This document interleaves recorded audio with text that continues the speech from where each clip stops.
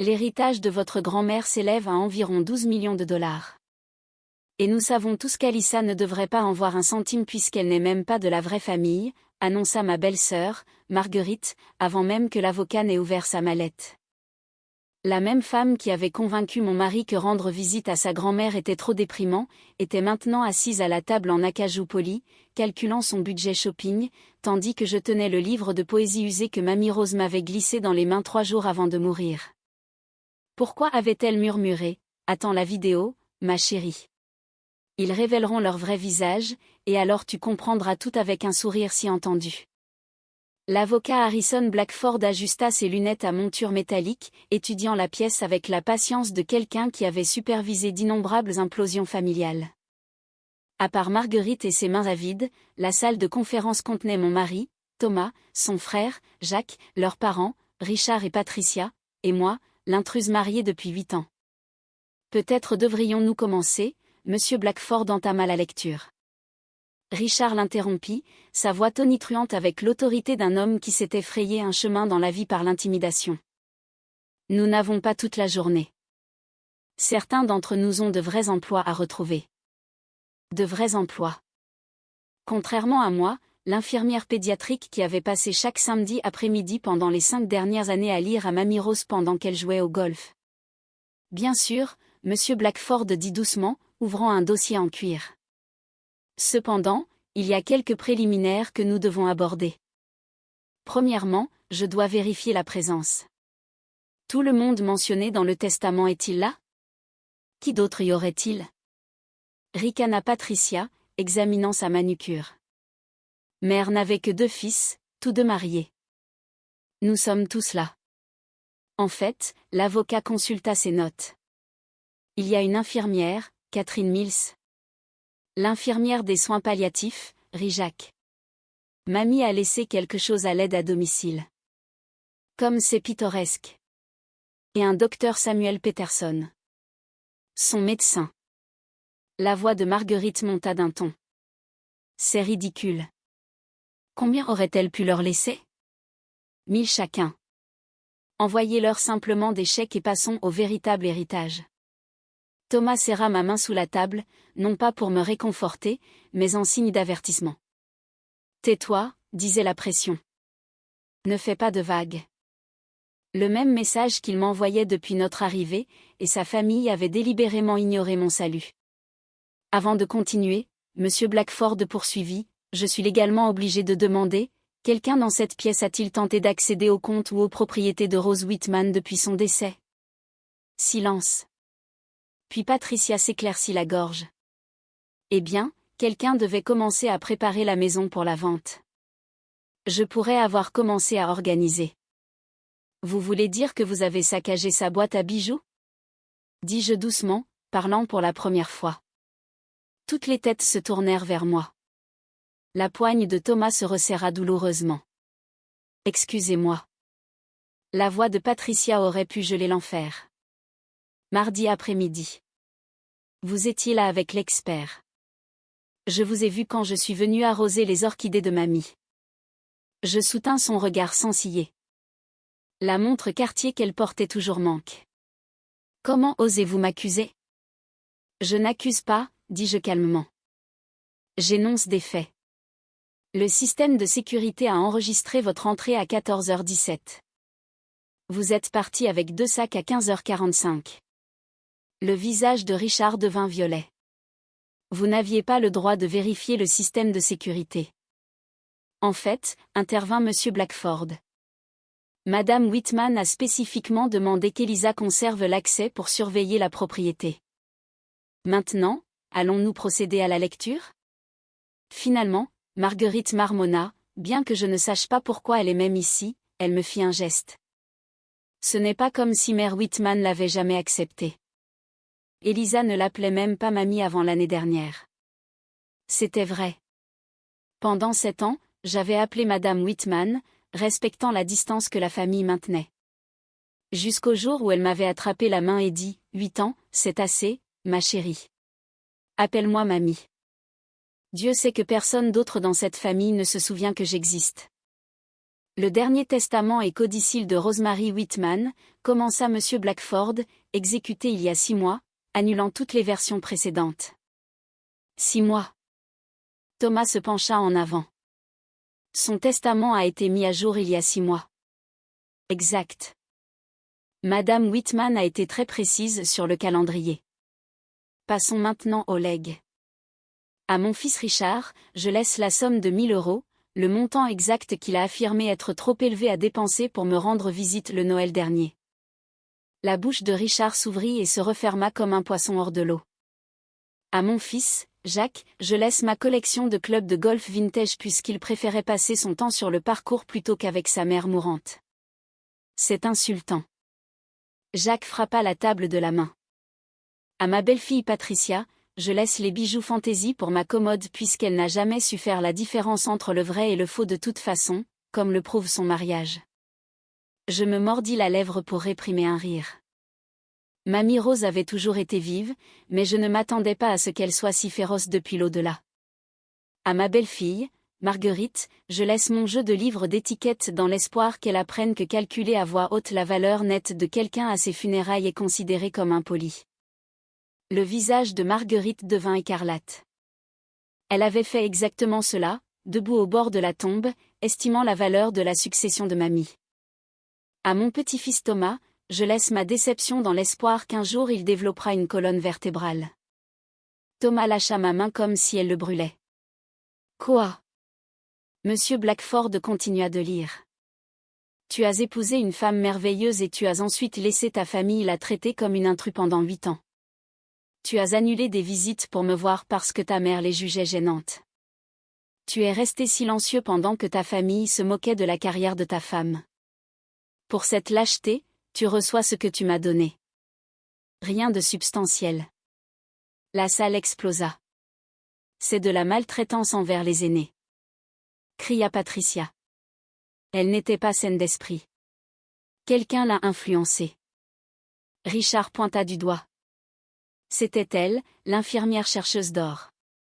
Je veux que ce testament soit contesté immédiatement, exigea Marguerite. Monsieur Blackford leva la main. S'il vous plaît, nous n'avons pas fini.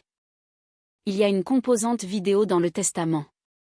Il sortit un ordinateur portable et soudain, Mamie Rose apparut à l'écran, assise dans son fauteuil bergère préféré, regardant directement la caméra avec ses yeux bleus perçants que j'en étais venu à aimer. Bonjour, vautour, commença-t-elle, et Jacques s'étouffa. Si vous regardez ceci, cela signifie que vous venez de découvrir que vos suppositions concernant ma succession étaient complètement fausses. Laissez-moi être clair. J'étais saine d'esprit lorsque j'ai rédigé ce testament. Le docteur Peterson l'a vérifié, tout comme une évaluation psychiatrique que j'ai subie spécifiquement pour empêcher toute contestation. J'ai des copies de chaque email méprisant, de chaque visite annulée, de chaque excuse que vous avez donnée pour éviter de passer du temps avec moi dans mes dernières années. La mamie Rose à l'écran sourit et ce n'était pas gentil. Richard, tu ne m'as rendu visite que 3 fois en 5 ans. Une fois pour demander un prêt pour le restaurant raté de Jacques. Une fois pour essayer de me convaincre de signer une procuration et une fois quand tu pensais que je dormais pour photographier mes documents financiers. Oui, j'étais éveillée. Le visage violet de Richard était devenu pâle. Jacques, mon fils, tu ne pouvais pas te déranger de faire 20 minutes de route pour me voir, mais tu avais tout le temps de rechercher la valeur de mes biens en ligne. Je sais pour l'agent immobilier que tu m'as amené voir. Elle a pensé que j'étais sénile quand j'ai prétendu ne pas me souvenir de son nom. Je me souvenais.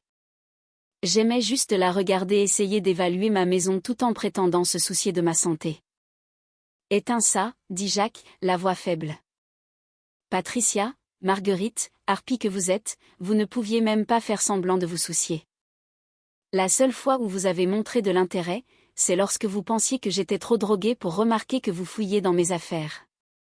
Surprise. Je documentais tout pour mon avocat. À l'écran, Mamie Rose montra un carnet. Chaque visite, chaque vol, chaque commentaire cruel que vous avez fait sur Elisa quand vous pensiez que je faisais la sieste. Ce qui m'amène au seul membre de la famille qui m'a traité comme un être humain plutôt que comme un compte en banque. La pièce devint silencieuse à l'exception de la vidéo. Elisa venait tous les samedis, pas parce que quelqu'un le lui avait demandé. En fait, vous vous moquiez tous d'elle pour ça. Elle venait parce qu'elle s'en souciait. Elle me lisait, m'apportait du thé, écoutait mes histoires sur le bon vieux temps. Elle m'aidait à m'occuper de mes orchidées et n'a jamais demandé l'héritage une seule fois. Quand j'avais mal, elle utilisait ses compétences d'infirmière pour m'aider à être à l'aise. Quand j'étais seule, elle restait tard juste pour discuter. Mamie regarda directement la caméra comme si elle voyait à travers le temps. Elisa, ma chérie, ils te diront que j'ai été manipulée. Ils diront que tu m'as influencée. Laissez-moi être parfaitement claire. La seule influence que tu as eue, c'est de me montrer à quoi la famille devrait vraiment ressembler. Tu m'as aimé quand il n'y avait rien à gagner. Tu as visité quand c'était gênant. Tu m'as vu comme Rose, pas comme un portefeuille. Par conséquent, la voix de Monsieur Blackford reprit là où la vidéo s'était arrêtée. Le reste de la succession, y compris toutes les propriétés, les investissements et les actifs liquides totalisant environ 12 millions de dollars, est laissé à Elisa Whitman, que je considère comme ma véritable petite-fille. L'explosion fut immédiate et prévisible.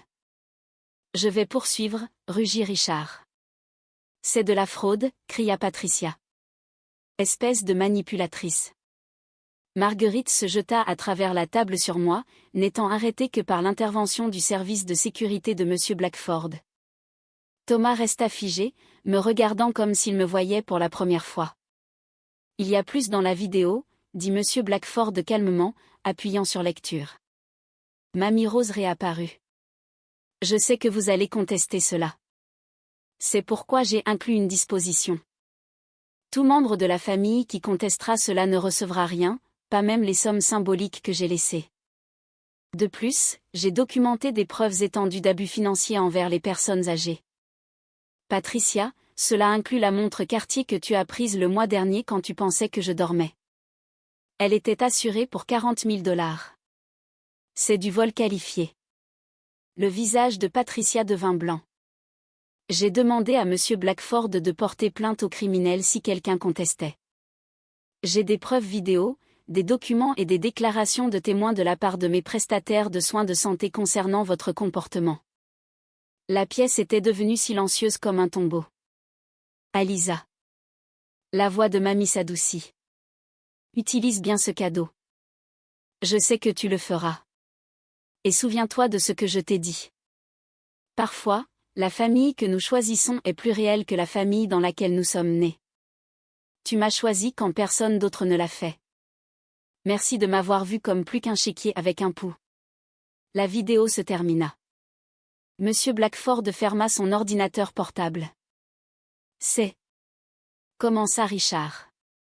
Inattaquable, termina l'avocat. Je prépare cela depuis 6 mois. Chaque disposition a été examinée. Chaque contestation potentielle a été anticipée. Madame Whitman était très méticuleuse. Elisa. Thomas parla enfin, sa voix étranglée. Tu savais? Je secouai la tête. Je savais qu'elle était déçue de la fréquence à laquelle vous rendiez tous visite. Je savais qu'elle était blessée par votre indifférence, mais je n'avais aucune idée du testament. Menteuse, cracha Marguerite.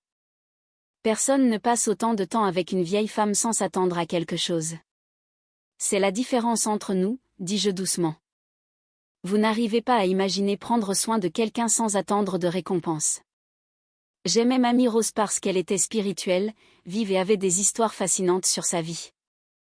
Je lui rendais visite parce que j'appréciais sa compagnie. Ne jouez pas les nobles, ricana Patricia. Vous êtes juste meilleurs pour jouer sur le long terme. Je me levai, soudain épuisé par leur venin. Pensez ce que vous voulez. Mais pendant que vous calculiez sa valeur, je calculais son horaire de médicaments. Pendant que vous photographiez ces objets de valeur, je photographiais son sourire les bons jours pour le montrer à ses médecins. C'est ça la différence. Si vous avez une once d'humanité, Richard tenta une autre approche. Vous partagerez l'héritage. Nous sommes de la famille. Non, je le coupai. Nous sommes des parents. La famille se montre. La famille se soucie. La famille ne traite pas les dîners du dimanche comme des opportunités de réseautage et les visites à l'hôpital comme des inconvénients. Je me tournai vers Thomas. 8 ans. 8 ans que j'attends que tu leur tiennes tête. Que tu leur dises d'arrêter de me traiter comme du personnel lors des réunions de famille, de me défendre quand ils oubliaient de me mettre une place à table pendant les fêtes. Mamie voyait tout et ça lui brisait le cœur. Elisa, commença-t-il. Monsieur Blackford, dis-je, ignorant mon mari. Quelles sont les prochaines étapes? Je m'occuperai du transfert de la succession. Cela devrait être finalisé d'ici 90 jours. La maison est à vous immédiatement. Madame Whitman voulait que vous ayez un endroit où aller. Il marqua une pause de manière significative. Elle était très précise à ce sujet. Je compris. Mamie savait que cela mettrait fin à mon mariage. Alors que je ramassais mon sac à main, Thomas attrapa mon bras. Tu ne pars pas sérieusement? En fait, si. Votre grand-mère avait raison. Tu es sans colonne vertébrale. 8 ans à les choisir plutôt que moi. 8 ans à maintenir la paix, et c'est juste leur façon d'être. Eh bien, maintenant, tu peux avoir toute la paix que tu veux. Je sortis, les laissant à leur rage et à leurs récriminations. Derrière moi, j'entendis Patricia crier à propos du vol, des avocats et de la loyauté familiale.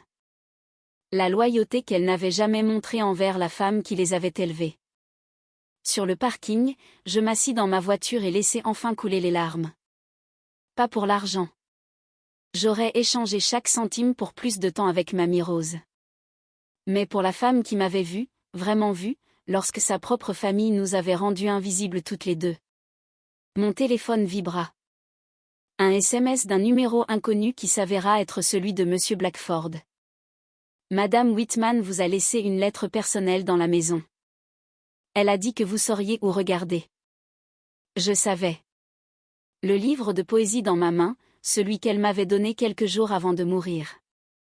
À l'intérieur de la couverture, je trouvai une enveloppe. Ma très chère Elisa, commençait la lettre. À l'heure qu'il est, vous avez rencontré les loups et compris pourquoi j'ai changé mon testament. Ils vous peindront comme une méchante, mais nous savons toutes les deux la vérité. Vous m'avez donné quelque chose de plus précieux que l'argent.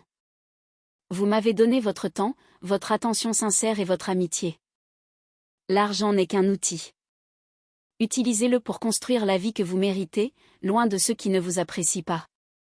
Avec tout mon amour, votre Mamie Rose choisie. PS Les orchidées auront besoin d'eau jeudi. Elles sont à vous maintenant.